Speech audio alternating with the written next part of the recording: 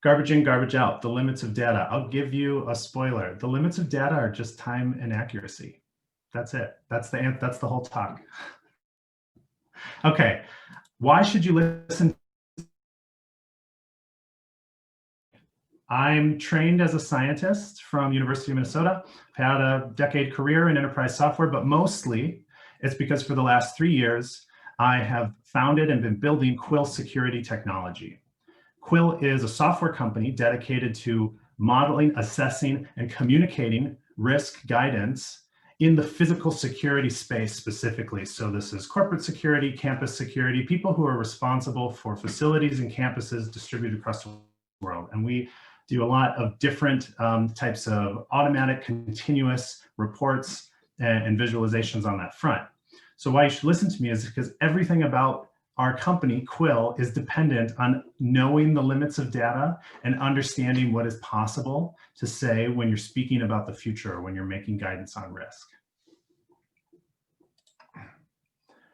So, physical security risk, what is it?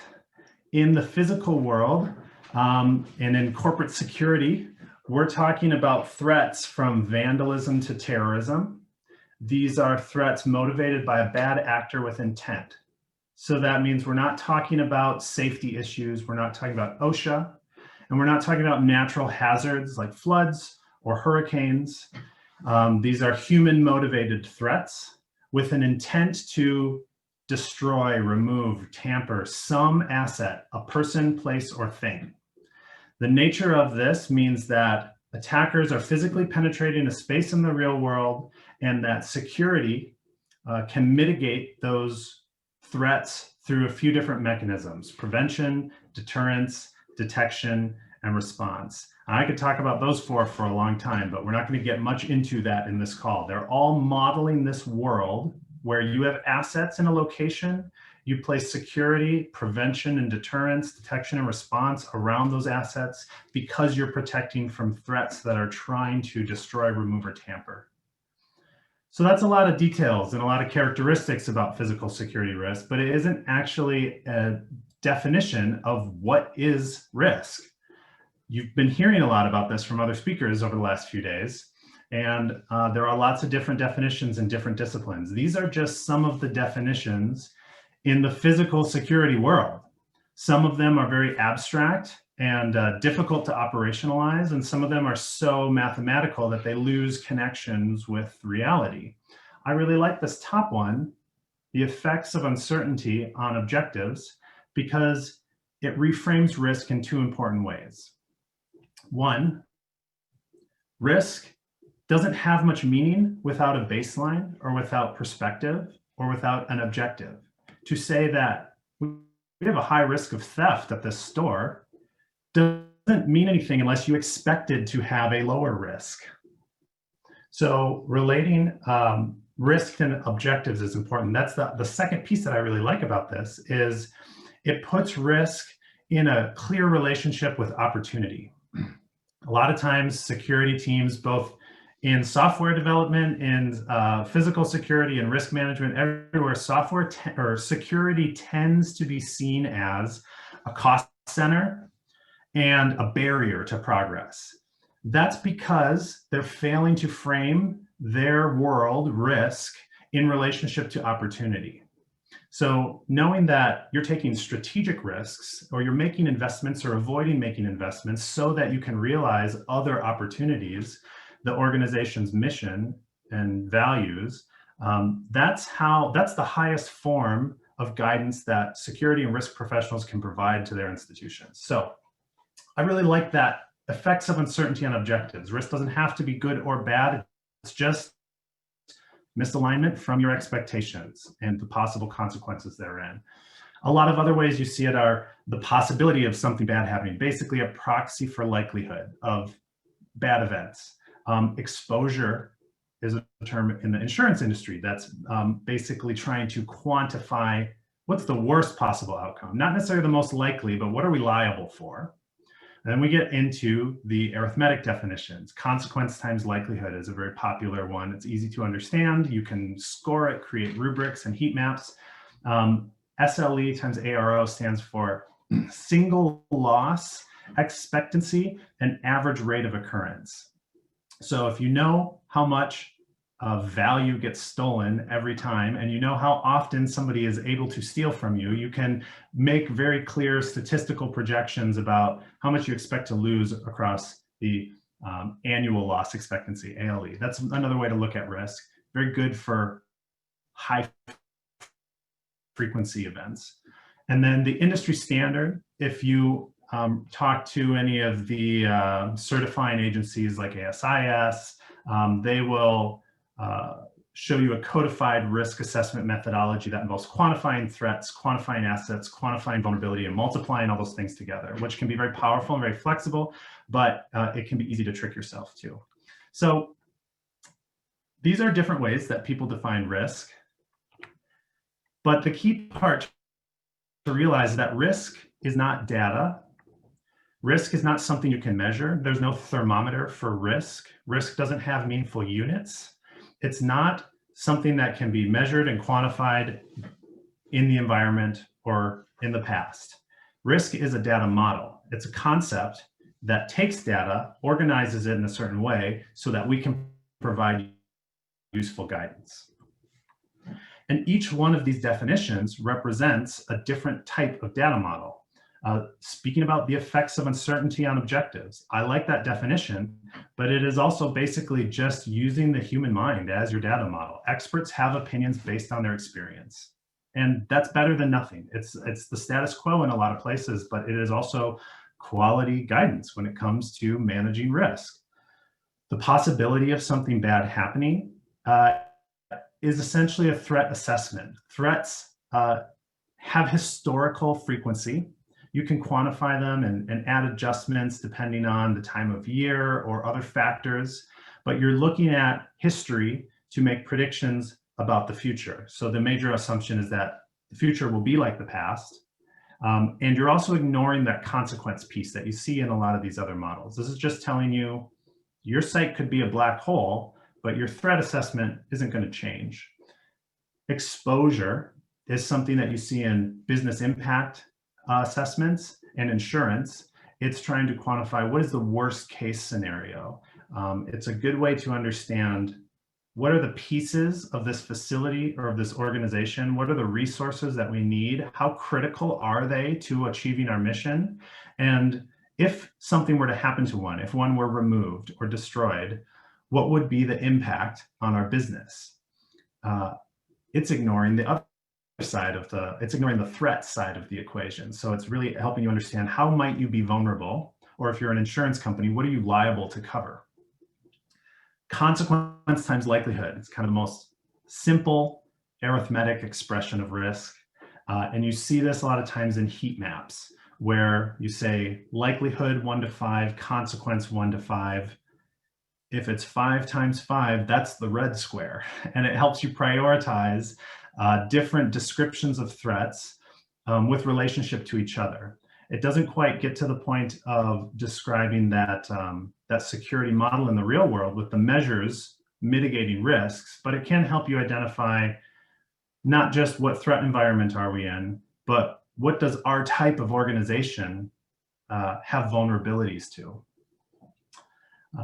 The scenario-based model involves focusing in on one of those dots on the heat map and saying, okay, let's imagine that theft happens in our server room. What could cause that? What are the different threat modalities? How can we mitigate it? That's the security piece coming into play. Then after an incident occurs, what are the consequences that we might have to bear? One of those is exposure, the worst possible consequence, but that doesn't mean it's the most likely. What are the different ways we could respond or mitigate or recover from having experienced that loss? It's a really complex and really fulsome explanation of a single threat, but it tends to be very narrow because you have to collect a lot of subjective data to build out every different scenario. And then the risk matrix is the most flexible of these models. It depends on turning expert opinion into logical relationships, and statistical data so that you can build a more complicated model without losing track of the uncertainty or the quality of the data. The key thing to know is that each one of those is a risk model that must consume data so you can provide guidance. The types of data that you consume are expert opinion, historical statistics, and logical relationships. Those are going to be a little more familiar if you think about asset valuations or loss estimates or incident history. But they all basically are one of those three types of data. We take those sets of data and run them through operations and functions to be able to provide guidance in the form of, you have a high risk of theft or a low risk of assault on site. What kind of recommendations might you make to mitigate risks? What type of liability do you have to cover? What is the justification for this budget proposal? The guidance can be very sophisticated, and it's important to realize that for whatever model you choose, the guidance can only be quality to the extent that the data it's consuming is quality along that same topic. So each one of these I mentioned, the threat assessment consumes threat information, but not consequence information. So if you've done a threat assessment and someone is telling you, we need more insurance because think of how bad the consequences will be, that isn't coming from the model. That's an opinion, and it isn't quality guidance that comes through quality data and good data hygiene in the model.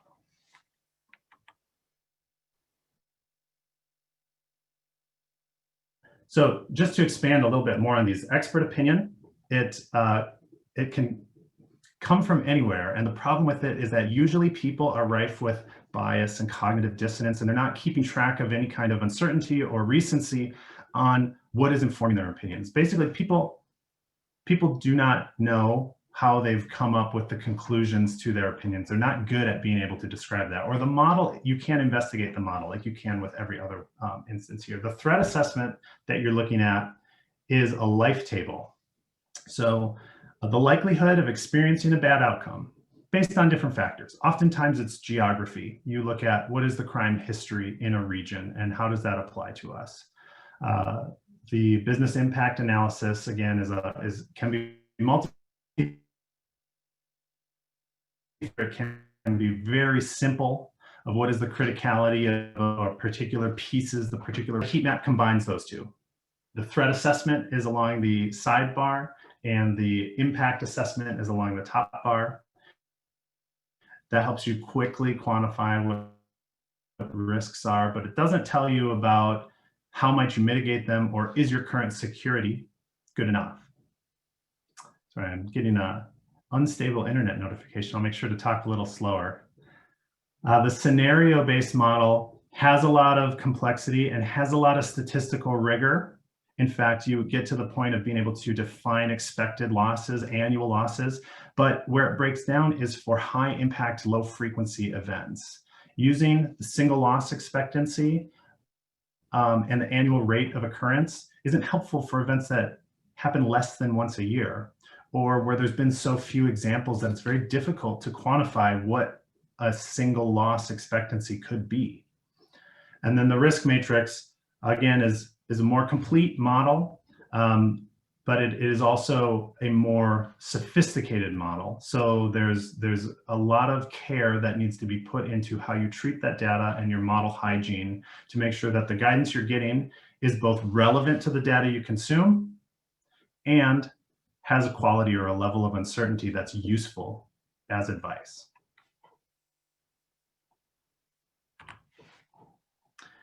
The key thing to understand is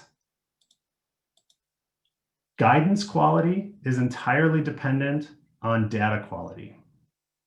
So the model is providing guidance, it's consuming data, and if you have low quality data, you can't have high quality guidance. This is, most of these models are subject to garbage in, garbage out, opinion in, opinion out, or data in, data out.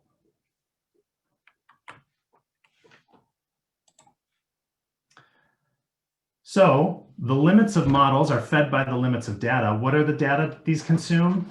Opinion comes from everywhere. Threat assessment comes from just that threat component of the security model we're building. Business impacts, look at assets. Heat maps are the first to combine those and the first to have an arithmetic calculation.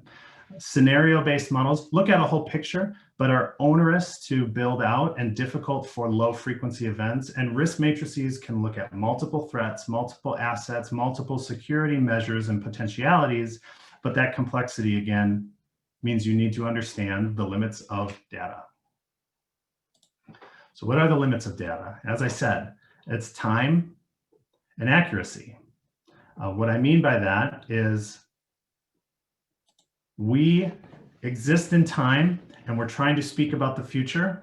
There's no data from the future that we can use to tell us about what's going to happen. We have to use data from the past and organize it in a way and understand what both the data and the organizational model is telling us. A key piece of this is age.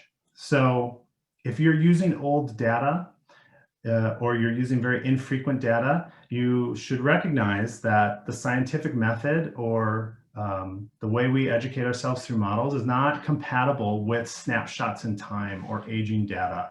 The recency of the data is important, but also the idea that this data is coming from the past to tell us about the future. The biggest change that you need to make is understand that this is a probabilistic system, not a deterministic system. You are playing poker, you are not playing chess. When you experience an outcome after having made a prediction or consumed guidance, when you're wrong, or when you experience the unexpected outcome, it doesn't mean that your data model was wrong.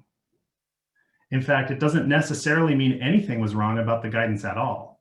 It just means that the less expected outcome happened that time. And the more you can convert your thinking from a much more common and deterministic mindset to the probabilistic mindset, the more fruitful conversations you'll be able to have, and the more detailed guidance and useful guidance you'll be able to pull out of these models. Security industries historically have been a deterministic world. There just wasn't much data to use. However, some people were successful and some people weren't. So how do they share that success? They gain eminence and they build relationships and they provide their guidance based on the power of their confidence and experience. That determinism has bled into the industry to the point where a lot of times you will find yourself in an eminence over evidence organization where it's difficult to recognize, is there any confidence interval on this opinion? Is there, what are the other possibilities and how does that affect our expected outcome? Because of the popularity of concepts like the Dunning-Kruger effect and just data literacy generally, I think this is changing now. And we're seeing a world where more often the person who says they're 80% confident in their guidance is seen as more credible than the person who is absolutely 100% confident in their guidance. That's only a good thing for our industry, and it's a sign that things are moving into this probabilistic mindset. The other limit of data is the propagation of uncertainty. And I promise you, we're not going to go into any math here. This is just an explanation of the complexity.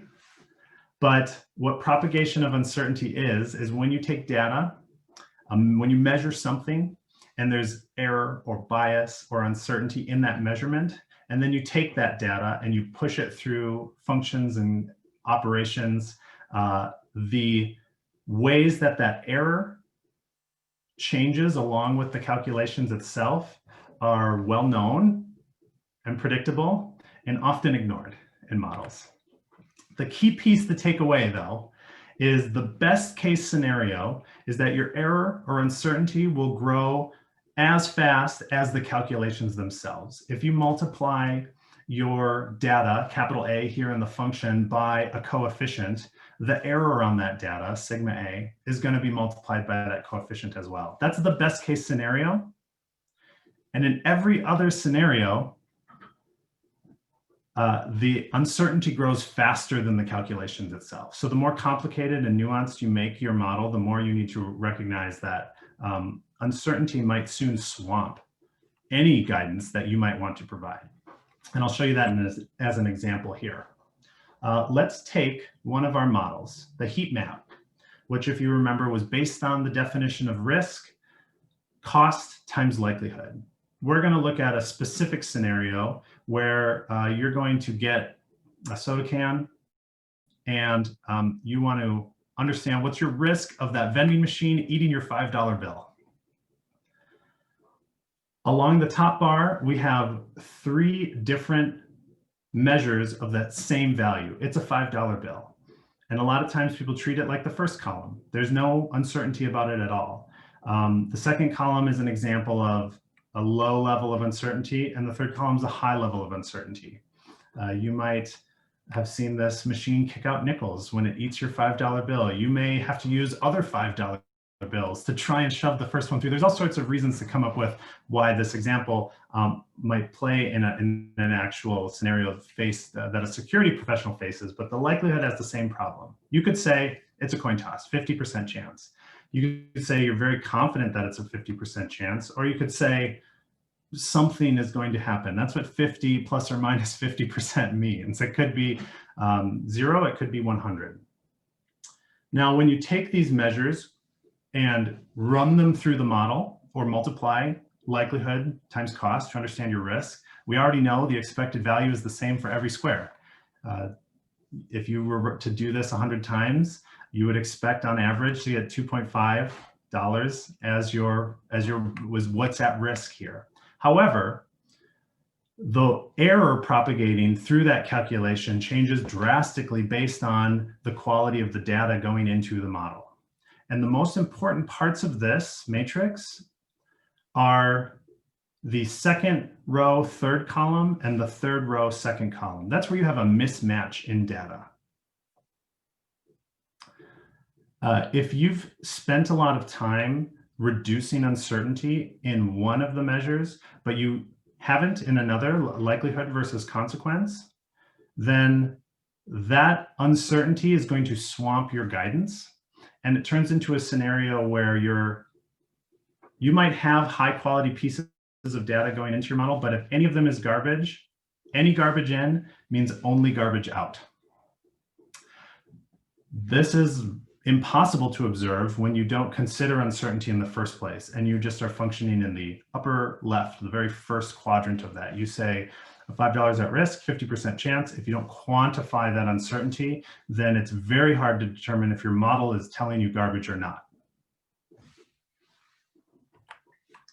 So the limits of data are time and uncertainty, or understanding that a probabilistic mindset means guidance isn't right or wrong.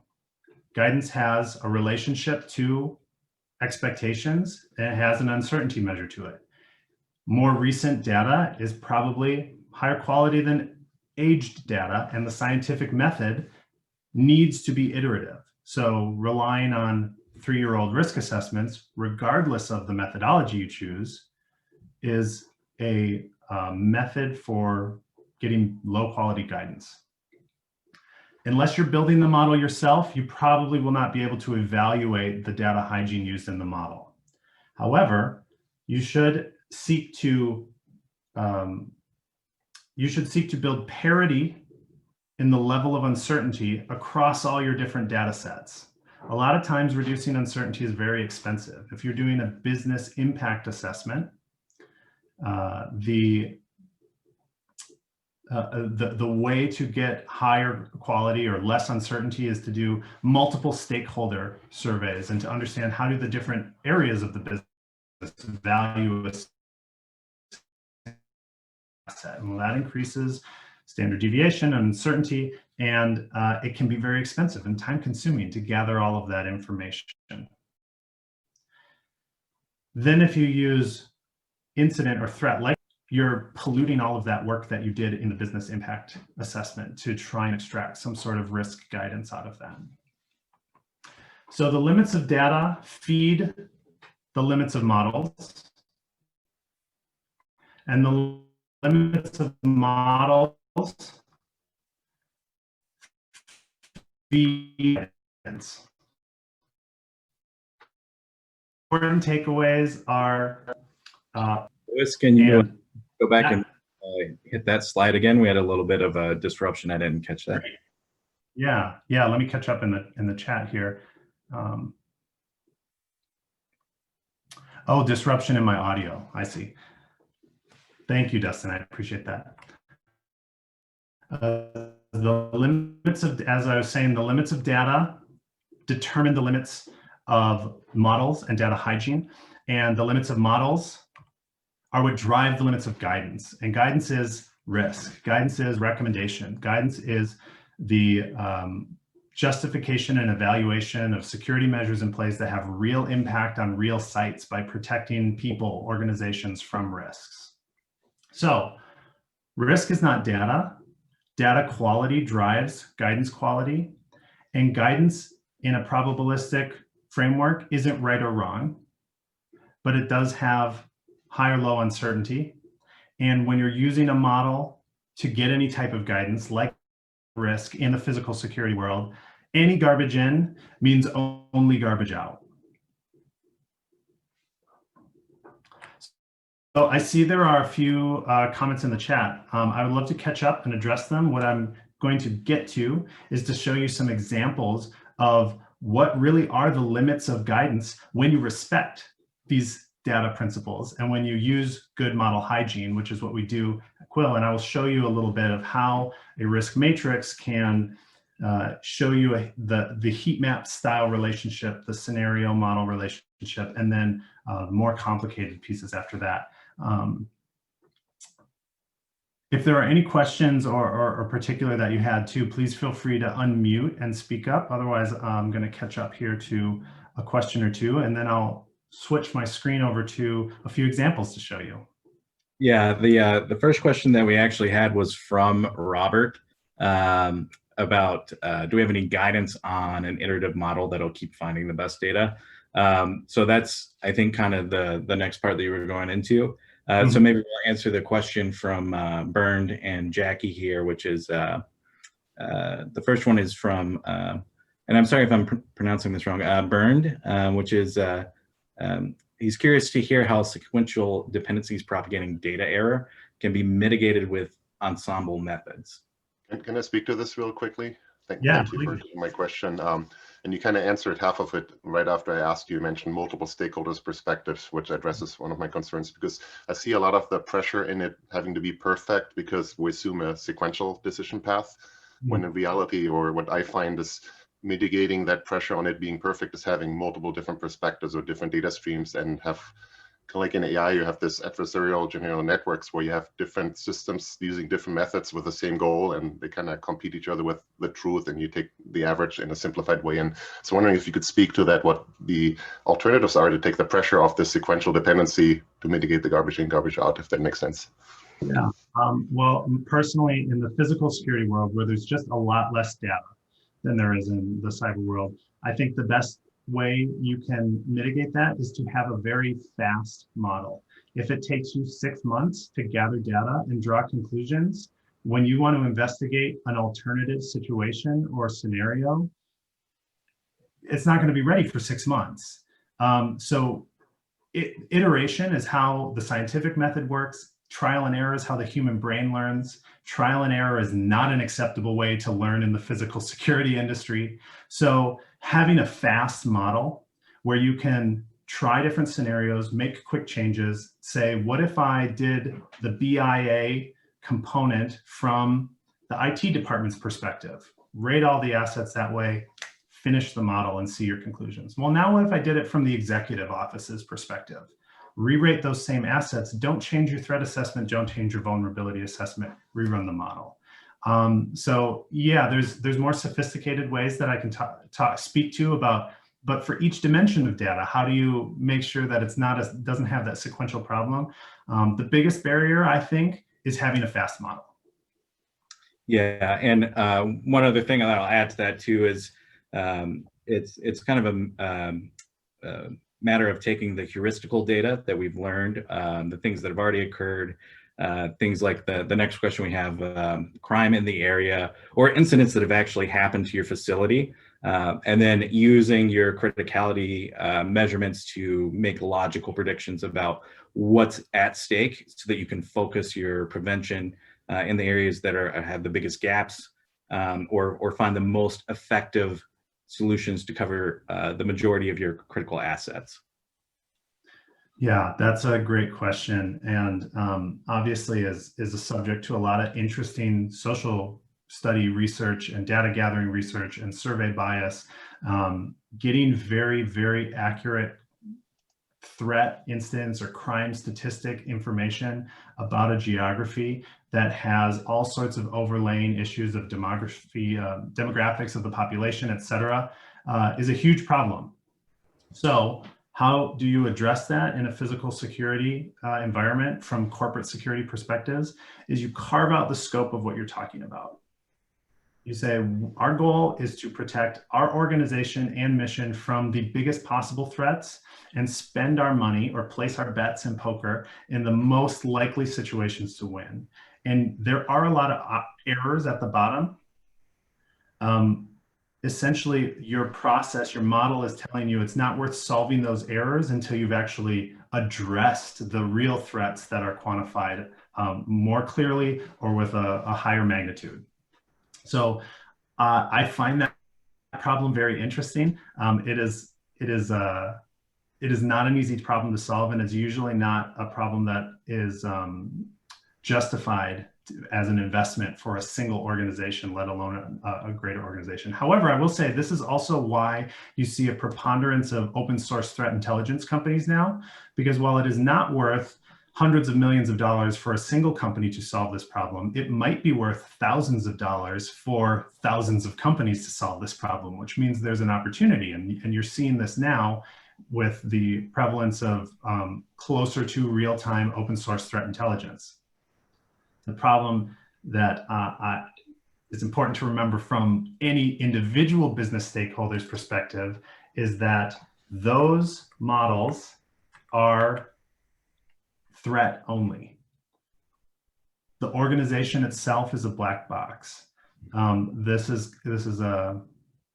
think this is driven from the fact that when highly impactful adverse security events happen or crises, when they occur, oftentimes the press and governing bodies engage in a fact-finding forensic effort to determine what are all of the red flags that could have been noticed to prevent this event. And then those red flags are used as justification for changes in people's position, jobs.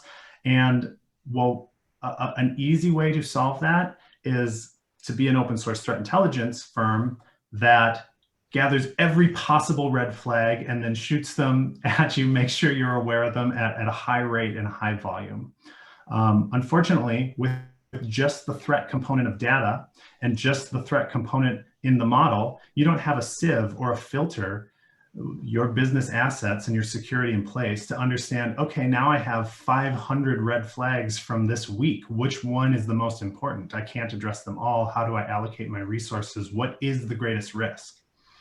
So it's a piece of the puzzle, and there are companies who are starting to solve that puzzle and reduce bias and increase quality in that threat data. However, to an individual firm who's looking to do a risk assessment, no matter how accurate that threat piece is, you want parity across your data sources. So very accurate, cutting edge, open source threat intelligence data paired with a sloppy business assessment and a low quality security audit. Any garbage in is only garbage out, unfortunately. Yeah. Thank you. I'll also say that the context is important, like he was talking about, which is just the threats alone. You may be in a very high theft area, and maybe you've got an office building with some laptops in it, but your data is in Azure or some cloud provider. I mean, really, there's not much risk to your organization there. So you need the context of what is actually critical to your organization. Yeah, it's going to be expensive to replace all those, but it's not going to cause more than a couple hour disruption to go pick up some more laptops for everybody or something like that. So the way that we make sure that we're not getting bias from the local crime data is to make it a component and not the only component, so that you've got all these different contexts that are weighed against each other to get a better idea of what's critical and what your real exposure might be to certain threats. Thank you. Yeah, thank you for the question. Any other questions before I move over to our examples? Looks like we got another one, which is, could you please define parity? How do you measure it across sources, data sources? Thank you. That's a very good question, and I can tell it's a very analytically focused question. The reality is that most organizations that are doing risk assessments, they're not done by people with levels of data literacy that really know how to quantify that. I would say one of the best ways is just percentage of the error to the measure itself. So when we looked at the vending machine example, when you say the likelihood is 50% plus or minus 5%, that is a 10% error uncertainty to measure relationship. And when you say it's 50% plus or minus 50%, that's a 100% error to uncertainty to measure relationship.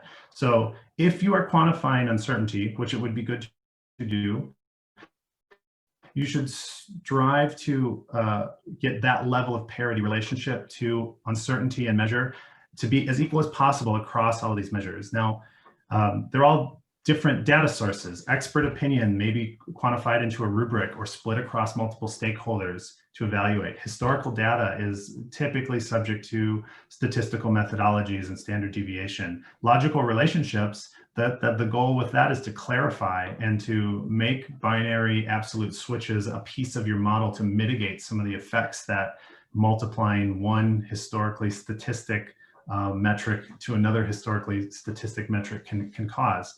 So it's not easy to have parity, but it's easier to recognize if you don't. If you're paying for a very expensive threat intelligence data source and you're not doing a robust stakeholder business impact analysis, you probably are getting garbage out.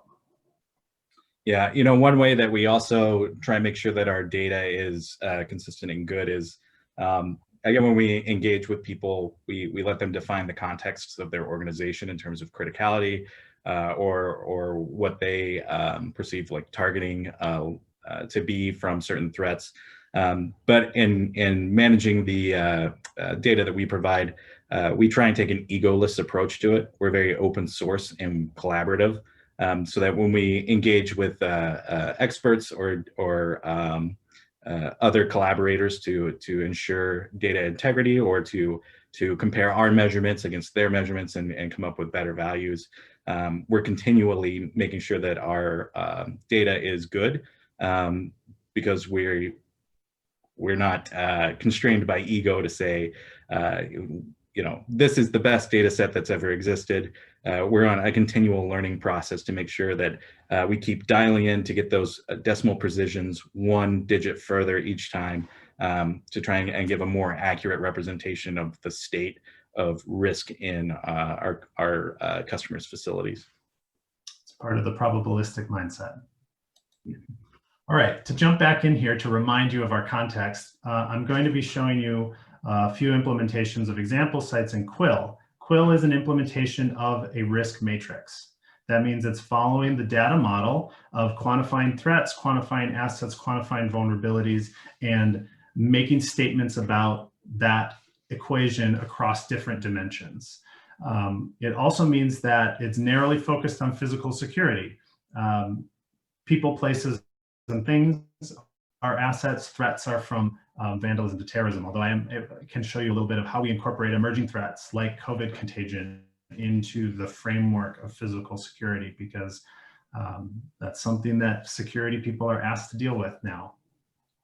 The types of examples I'm going to show you are basically a single point on a heat map, a single asset and a single threat, how adding threats to that single asset scenario can work. This is common for people who do a risk assessment for treating the facility itself as the only asset. Like if theft occurs here, there's a consequence, and the nuance level in the asset is relatively low. How maintaining that profile of threats is affected when you add more nuance to the assets, or you add a more fulsome business impact analysis to that. And then finally, something that is unique to Quill, which is we will quantify a risk matrix in a location and lay each of those over a floor plan to run vulnerability pathfinding across a real building. So less of a summary of locations and more of an understanding of layered security, where the output of one risk matrix is feeding the input of the next risk matrix. These are the limits of guidance when you respect the limits of data. Okay.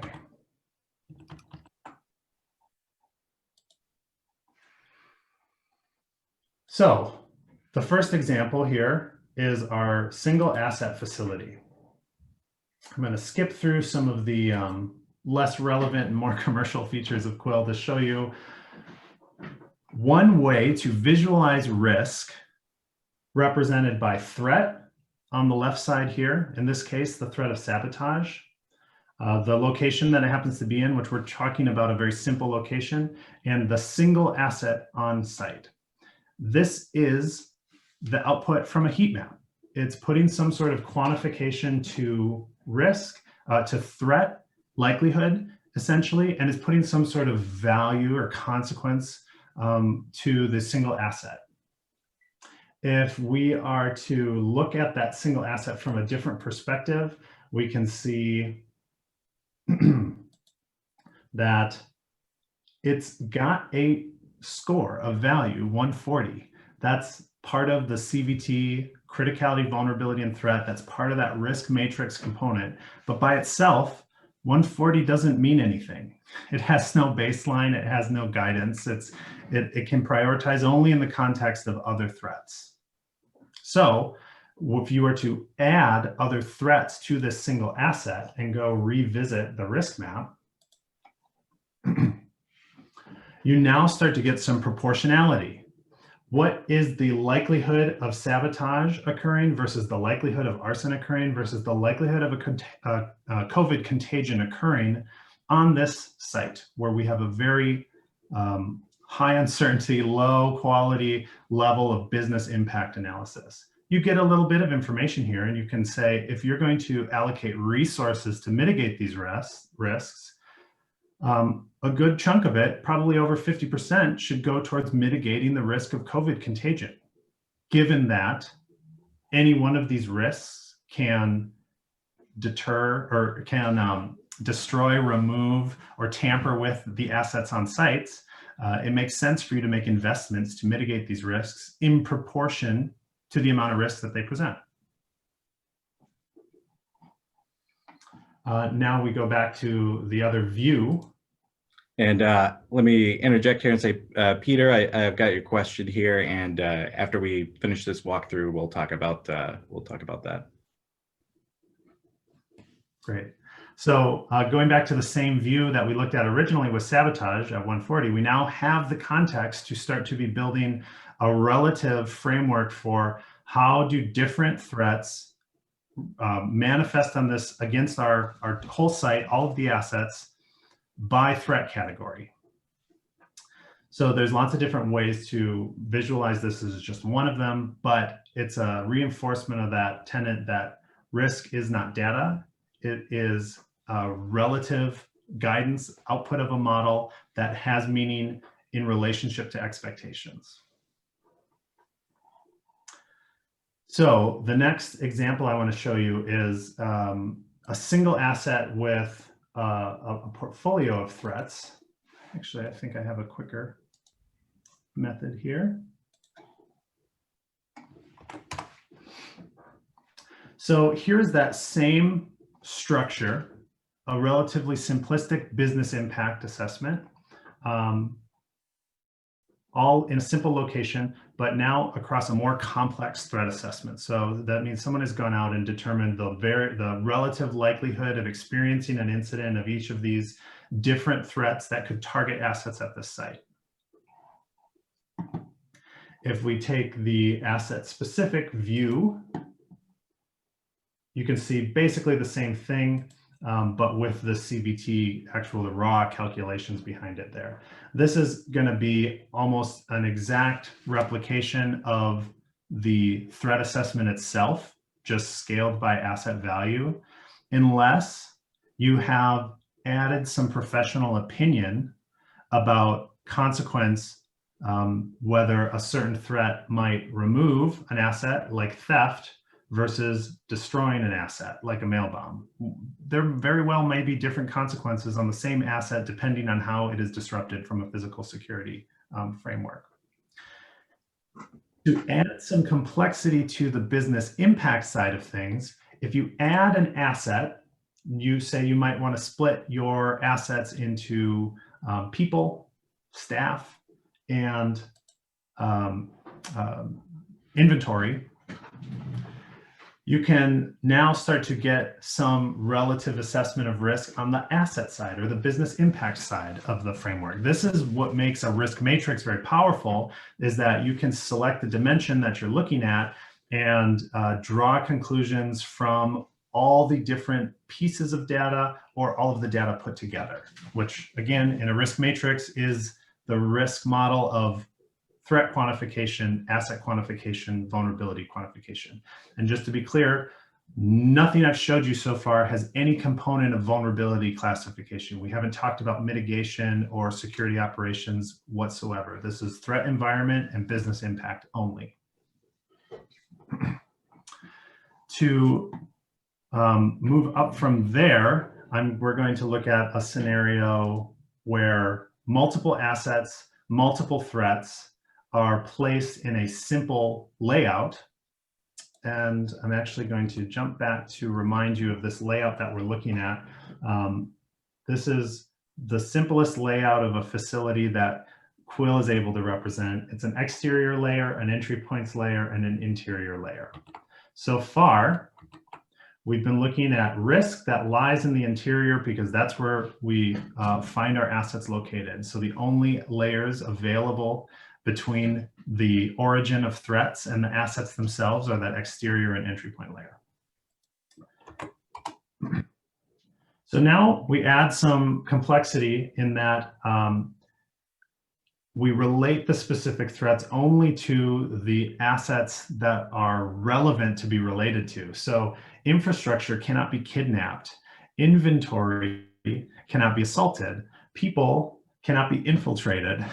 Those are logical, those are examples of logical relationships in the model that don't carry uncertainty. They're basically the coefficient, the scalar by which you are multiplying other data and uncertainty. So this can add nuance in the risk map, what I'm showing you here, but it really comes to life when you look at other ways to, other dimensions through which to investigate risk. This is an excellent summary of the pieces we're talking about. Along the bottom here, we're looking at the threat assessment. You could call this a proxy for the relative likelihood of threats. One of the ways that you mitigate pure statistical or historical bias in threat likelihood, especially when it comes to low frequency events, is you incorporate some logical relationships, like how easy is the threat to commit? How difficult are the materials required to commit the threat? How knowledgeable does the threat actor need to be to commit this threat? Then you can start to estimate, even in the absence of data, what's the likelihood of this threat occurring? The vulnerability we can see is still 100% across the board. That's because we still are not talking about security measures or mitigation in any way. This is just the current threat assessment and business impact. And then this is showing you the share of risk by threat type.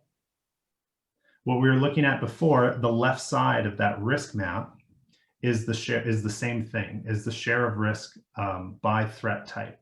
The right side of that chart is the share of risk by asset type. The key part of having a risk matrix is being able to quickly go in, and maybe this wasn't clear in the demonstration, but Dustin is adding these components to each pieces of this as I'm switching between the first version of the risk map and the second version of the risk map. So in this case, we're going to add another asset to a different location.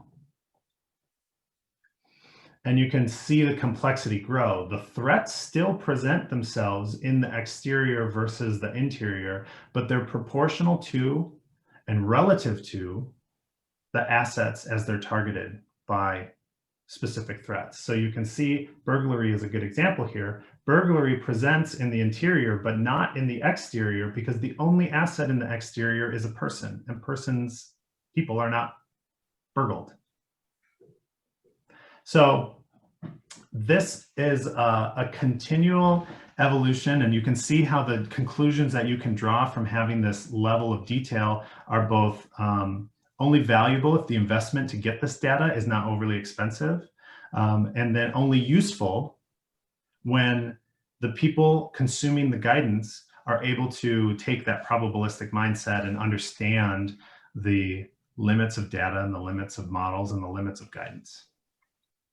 So the last piece I want to show you is unique in the risk assessment software world, being able to take a risk matrix and lay it on top of an actual floor plan so that pathfinding vulnerability can take the output of one matrix and feed it into the input of another matrix. And what that looks like is this.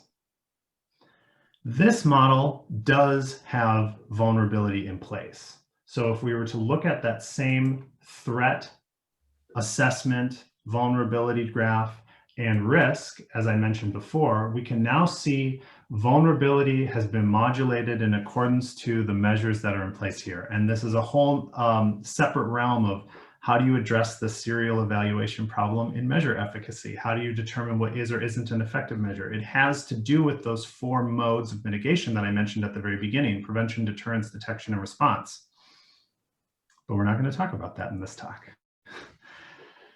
So you can see very quickly, there's a lot of non-intuitive and easy to overlook conclusions that a risk model can help augment expert opinion and mitigate things like human bias or motivated reasoning to inform the current state of risk and potential best fit paths to mitigate risks and achieve opportunities.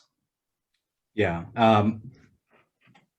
If you don't mind me interjecting here, I'll speak to Peter's question here, which is threats uncertain in the past is not necessarily always a predictor of future incidents. So how do you account for or assess the effectiveness of existing risk controls that influence the likelihood or the probability of a risk occurring? So while we've got this model up that has some of those measures in place, we might take a quick look at it just to kind of explain where the vulnerability comes from. While he's going into that, I'll kind of mention part of our methodology. So like I said, we're very open source. Our methodology we make public on our wiki so that you can see how we calculate these numbers and come up with the scoring. But effectively, the way we score measures is by whether or not they prevent, which obviously is the best thing. You want to make sure that it doesn't happen in the first place. Whether it deters, which reduces the likelihood of it happening, whether it detects, which allows us to know that it's happening, and whether it helps us respond, which could be either something like officers on site or cameras may help us respond to a theft by identifying the subject after the fact. And the way that we determine whether or not it is preventative, a deterrent, used to detect or to respond, or any combination of those, is based off the qualities of the threat. So again, I don't want to go too much into our algorithm on this talk, but it is open source, and you can go to our wiki and take a look at it if you're interested. We'll make sure that that link goes out at some point here. Yeah, to add on to that, the easy answer in the framework of the limits of data is that you turn as much of that opinion as you can into logical relationships. So there is no data on measure efficacy. It doesn't exist right now. It is not true that an implementation of a card reader will mitigate theft by a set percentage. That data set doesn't exist in the world.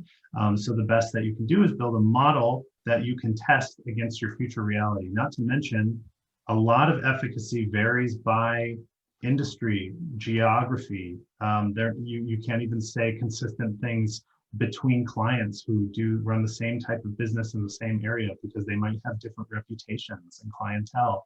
So it's important that you, as an organization, recognize what is yours and can only be yours and should be data, and what can be put into a model. Yeah, we got another question here from Robert, which is in my role, I have to assess risks and physical threats and natural hazards. Can Quill account for natural hazards, or do we have a plan to expand it? We're a startup, so yes, we have a plan to expand to everything. But at the moment, the important part to realize is to have good model hygiene. Physical penetration of a bad actor on a building is very different than comprehensive destruction from a hurricane or a flood. And the mechanisms, that's actually these qualities that we're have up on the screen right now. Imagine trying to apply those to a hurricane. It doesn't quite fit. That means that this isn't an appropriate model. And there's a lot of other more sophisticated weather and hazard modeling software out there. So we're definitely don't need to compete where solutions exist. However, I get what you're saying. The models don't need to be the same for them to provide risk guidance in the same apples to apples contextual language. So that is a solution that we're working on, but no, Quill does not currently assess natural hazards in any way, shape, or form. Yeah, we do get that question quite a bit. But like you mentioned, as a startup, we want to focus on providing the absolute best model that we can for the physical security side. And so that's where we focus most of our attention right now. So that is that's the conclusion of the talk that I had for you on the limits of data and what data can be used in what models to provide what kind of guidance.